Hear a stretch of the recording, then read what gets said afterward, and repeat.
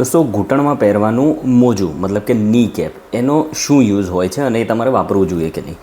સૌથી પહેલાં તો તમે એ સમજો કે એના મેઇનલી 3 ફાયદા હોય છે. એક તો તમે જ્યારે પણ એ મોજું પહેરો એટલે થોડું તમને કમ્પ્રેશન આવે, એની ઉપર તમારા ઘૂંટણ ઉપર પ્રેશર આવે અને સોજો ઓછો થાય.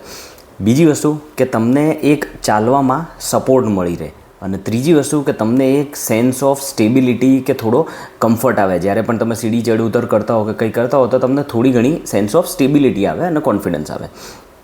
હવે એ ક્યારે યુઝ કરી શકે? તમે ઘૂંટણનું મોજું છે ને એ તમારા જે અર્લી આર્થરાઇટિસ હોય, મતલબ કે તમને ઘૂંટણનો ઘસારો જસ્ટ શરૂ જ થયો હોય તો તમે યુઝ કરી શકો છો. બીજું, માઇલ્ડ લિગામેન્ટ સ્ટ્રેન હોય, એટલે કે તમારા લિગામેન્ટને થોડી ઈજા થઈ હોય, લિગામેન્ટ રપ્ચર થઈ ગયેલું હોય તો તેમાં ઘૂંટણના મોજાનો કોઈ યુઝ રહેતો નથી. માઇલ્ડ લિગામેન્ટ સ્ટ્રેન હોય તો તમે વાપરી શકો છો. અર્લી કાર્ટિલેજ ડેમેજ હોય તો પણ તમે એ વસ્તુ વાપરી શકો છો. અને લાસ્ટલી કે લોંગ ટર્મ તમારે ચાલવાનું થતું હોય તો એ ટાઈમે તમે ઘૂંટણમાં આ મોજું પહેરી શકો છો, જેનાથી થોડો ઘણો ફાયદો થઈ શકે છે.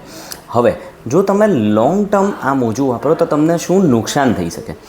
સૌથી પહેલું કે તમે બહુ લાંબો સમય વાપરો ને એટલે ઘૂંટણના જે મેઇન સ્નાયુઓ છે, ક્વોડ્રિસેપ્સ મસલ, એ વીક પડવા માંડે, એની એટ્રોફી થાય, એનું વેસ્ટિંગ થાય અને તમને દુખાવો ઓર વધી શકે છે.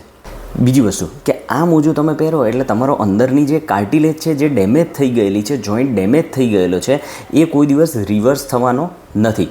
અને ત્રીજી વસ્તુ કે જો કાર્ટિલેજ ડેમેજ થઈ ગયેલી હોય ને તમારો ઘૂંટણ ઘસાઈ ગયેલો હોય, સિવિયર આર્થરાઇટિસ હોય, એના કારણે જો દુખાવો હોય તો એ દુખાવો તમને ઓછો થવાનો નથી. એટલે આ જે ઘૂંટણનું મોજું છે અમે ખાસ કરીને જોતા હોઈએ છીએ કે દર્દીઓ વર્ષો વર્ષ પહેરતા હોય છે.